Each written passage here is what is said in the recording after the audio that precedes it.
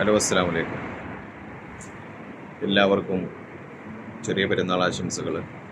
അതുപോലെ തന്നെ എല്ലാവരോടും പറയാനുള്ളത്, പെരുന്നാളുകൾ ആഘോഷം ഒരുപാട് ചുരുക്കുക. മാക്സിമം നിർബന്ധിതമായിട്ടുള്ള കർമ്മങ്ങൾ മാത്രം ചെയ്തിട്ട് ഗസയിലെ നമ്മുടെ സഹോദരന്മാർ ഒരുപാട് ഭക്ഷണത്തിനും ഉറങ്ങാൻ പോലും കഴിയാതെ കിരാതരാജ്യങ്ങളുടെ പീഡനത്തിന് ഇരയായിട്ട് ഒരുപാട് സഹോദരങ്ങൾ, കുട്ടികൾ,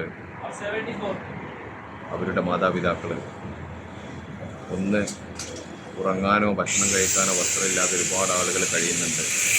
നമ്മൾ മനസ്സുകൊണ്ടെങ്കിലും ഗസയുടെ കൂടെ നിൽക്കുക.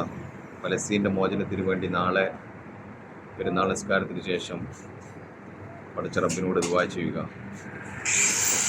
അവരെ വിഷമിപ്പിക്കുന്ന, ഇസ്ലാമിനെതിരെ വരുന്ന ആ ക്രൂരമായ രാജ്യങ്ങൾക്കെതിരെ അള്ളാഹുവിനോട് പറഞ്ഞ് തക്കതായ ശിക്ഷ വാങ്ങിച്ചു കൊടുക്കാൻ ഞാനും നിങ്ങളും അടക്കമുള്ള എല്ലാ ആളുകളും ബാധ്യസ്ഥരാണ്. അപ്പം അതുകൊണ്ട് എല്ലാവരും പ്രാർത്ഥനയിൽ ഉൾപ്പെടുത്തുക.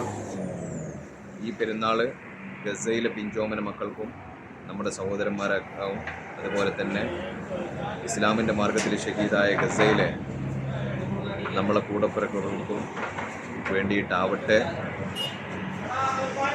എന്ന് പറഞ്ഞുകൊണ്ട് എല്ലാവർക്കും ചെറിയ പെരുന്നാൾ ആശംസകൾ. ഗസയെ സ്വതന്ത്രമാക്കി അവരുടെ ജീവിതം